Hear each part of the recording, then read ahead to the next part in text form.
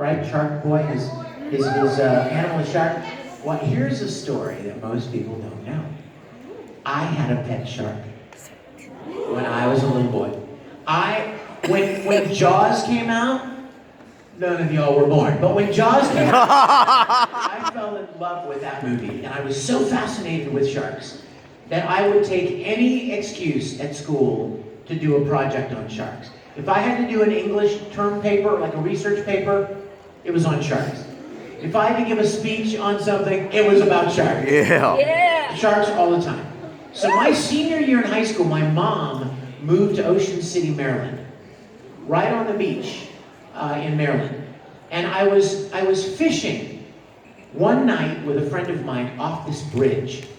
There's a bridge that goes over from the mainland to Ocean City, Route 50 bridge. And I'm on this bridge fishing. We're about 30 feet off the ground, right? It's a bridge. And suddenly, I caught something.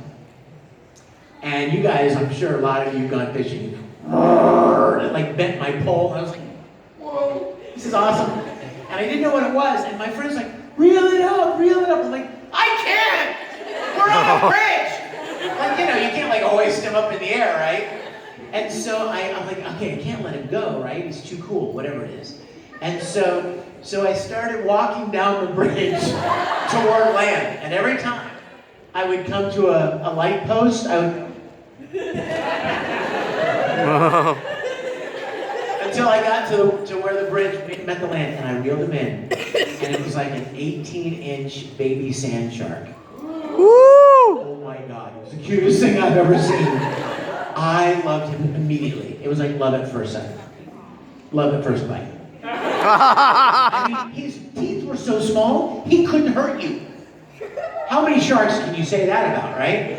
I put my finger in his mouth, he'd go, whoa, whoa, whoa. You can't hurt me!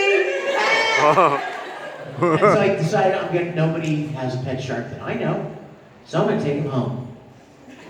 Dogs, cats, sharks. Pet shark. So I took him home and I got a bucket, like a big one. And I filled it with water, and I put him in there, and I'm like, boom, I have a pet shark. I'm gonna name him Sherman. And I'm calling my friends, yeah, I have a pet shark. You wanna come over and check out my pet shark? And so I was so proud.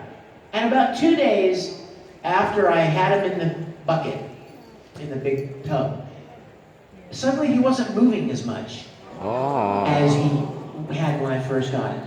And I was like, Sherman, what's up? Oh, yeah. Okay? And then all of those years of research papers reminded me sharks swim in salt water, not bathtub water. Oh, no. Yeah. So I'm like, oh God, I need to take him back. I need to set him free, right?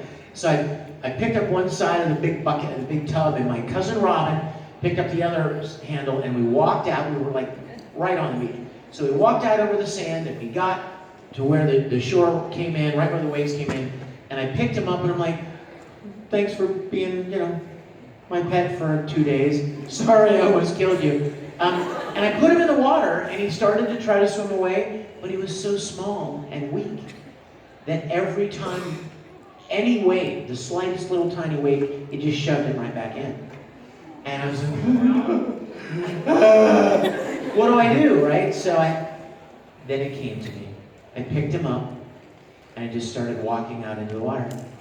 And I just kept walking, and kept walking, kept walking, until I was like that. And I was like, okay, one more time.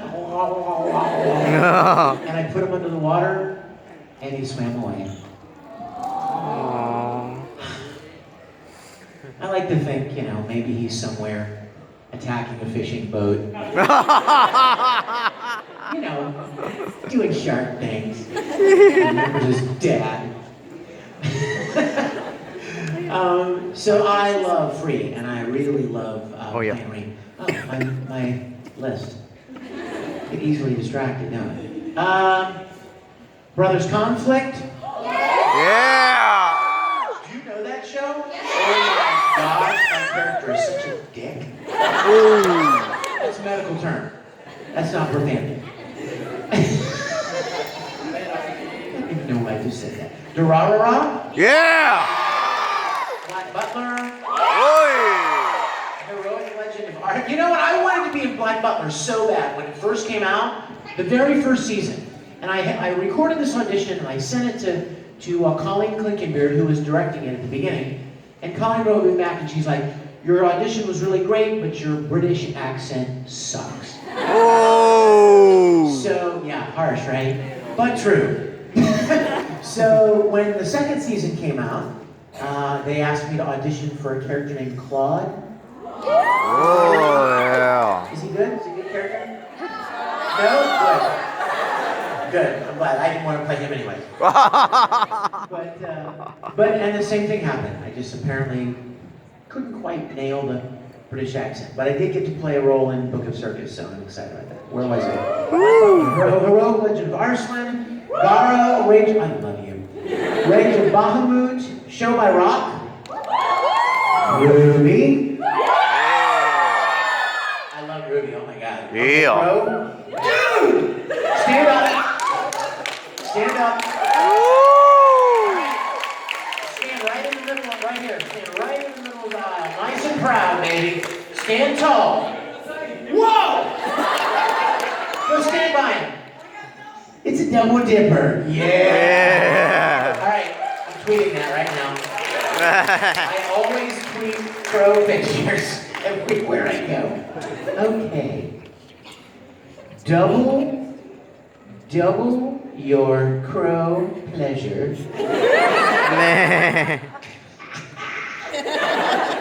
From Hawaii. And then we'll attach that awesome photo. You guys look great. Yeah, and you know what? The thing about Ruby is, that, I don't know if you know this, but Rooster Teeth is in Austin, Texas. And I'm in Los Angeles. So there, for the longest time, there were a lot of the Ruby voice actors that I'd never even met. I mean, they recorded all their stuff in Austin, and then they would send me the scripts, and I would record my lines in my studio in my home in Houston, and in LA. So I even would record like 3 different versions of every line, because you don't really know what they want sometimes. So you give them some variety. But I really enjoyed being part of Ruby. In fact, I just last week I was at Dallas Fan Expo with Barbara and Lindsay and Erin and Cara. Is that right? The 4 main girls. And I went running over to them and started hugging them, and they were like, security! They're like, you didn't know what was happening. I'm like, it's me! Uncle Crow! Anyway, let's see, where's my list? Ruby, Lord Marksman of Venatus, Ladybug, God Eater, that's a video game. Yes! Oh yeah. Battle Battalions is a video game. Escaflowne. Any old schoolers in here, Escaflowne? Oh yeah. You know, Funimation is redubbing Escaflowne. And what's really fun about it is I play the older brother, and Aaron Dismuke plays my younger brother. So it's like the Elric brothers back together again. World of Winx, Tonari, Utaware, Anti-Gang, Alt Noah Zero, Pillars of Eternity, that's a video game. Fairy Tail. Yeah! Woo! Finally. I think they cast every other voice actor, and then they didn't have anybody left. So. Oh yeah. Fairy Tail. Strike Witches, Garo Crimson Moon, Charlotte, Digimon. Any Digimon fans? Yeah! Yes. I'm playing Matt in Digimon. Oh yeah. Rio Rainbow Gate, Charger Girl Judah-chan, World of Warcraft. Yeah. Asterix. I have to tell my World of Warcraft story. You want to hear my World of Warcraft story? Yeah. I can't tell it fast, but it's kind of funny. The moral of the story is you just never know. Keep that phrase in your mind. So, my voice talent agent in LA was sending me auditions for World of Warcraft, right? Every time a new character would come up, he would send me an audition. And some of them were so not my type. You know what I mean? I thought to myself, does he even know who he's sending this audition to? Like, I will never be cast as this character. You know what I mean? It would be like me going up against Chris Sabat. You know what I mean? For some low, heavy, dark character. That's just not my voice. So I started wondering, sometimes they would send me these auditions and I'm like, what? This is not for me. And I wouldn't even bother recording it. And when I did get an audition for something that I thought I could do a good job with, I would record it and then I wouldn't get cast and I would kind of get discouraged. This probably happened a dozen times with different characters from World of Warcraft. One day I got an audition from my voice agent and I opened it up, World of Warcraft, and it said, this character is like the leader of the orcs. And he's 12 feet tall and 500 pounds. And I'm like, again, I mean, listen to me. That's not, you know what I mean? There are 100 guys that are going to book that job before I will. But I was bored. I wasn't doing anything that afternoon. I had just finished recording some other stuff. And I'm like, well, you know, the computer's turned on. The mic's hot right here. I'll just do it. So I recorded it, and I did it as low and mean as I could. Well, I did as best I could, right? But then I thought, oh, my audio recording program has a plugin that allows you to pitch shift your voice. And I thought, I'm gonna pitch that baby like down 2 semitones. A semitone is like a half step in music. So it would go from here, you know, like, and so if you're already doing this, it becomes badass, right? Yeah. So I recorded it, and I pitched it down, and then I sent it in. And they cast me. Yeah. And my first response was, woo! I booked World of Warcraft, finally! And then my second thought was, oh crap. I don't sound like that. I'm gonna walk into the studio and go, hi! And be like, who the hell? Who did we cast for this guy? Accident. And so when I went into the studio, the Blizzard producer was there, and I was like, hi, I'm Vic, nice to meet you. She's like, oh Vic, we're so happy to have you, thanks for coming. I'm like, my pleasure. Listen, before we go any further, I have to tell you, full disclosure, I pitched the audition. And she said, oh, we know. And I was like, what?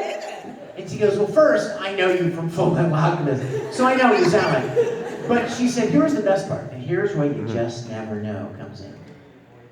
She said, that's what we liked about it. Oh. She said, when you pitched it with a computer, it gave it some sort of an inhuman, not a natural quality. Not something you could really put your finger on, you know what I mean? It just wasn't organic anymore. And he's a flippin' orc. So it worked perfectly, because he's not a real being.